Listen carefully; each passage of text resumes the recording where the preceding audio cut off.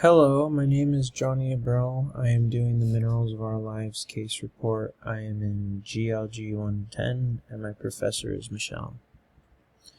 Some items you will see throughout this presentation are cooking salt or Himalayan sea salt, same thing, a glass flower vase, an aluminum soda can, a fridge magnet, and a metal chair.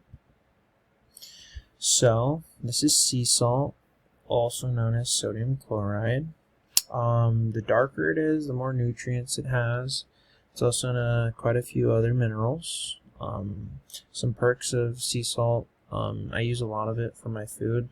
It's also good for the body. It stores most of your food, so you have it for later, and also your body weight. My next picture is a flower vase. Mainly vases or glass is mainly made out of quartz and silica. Quartz is actually see-through and it has no color. It's transparent and conchoidal. That basically means that if it shatters or breaks, it won't go through like a plane. Helps me hold beautiful flowers, but that's not the only thing glass does. It also holds wind and dust from getting inside my home. Next up is an aluminum can. Aluminum comes from bauxite ore. It's very soft mineral. It's also reddish and brown. Perks is that it's very lightweight and contains drinks and is recyclable.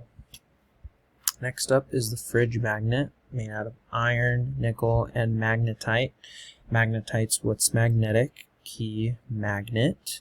It's ferromagnetism, which means it attracts other magnetic pulses. Helps hold things to my fridge and also holds food packages together.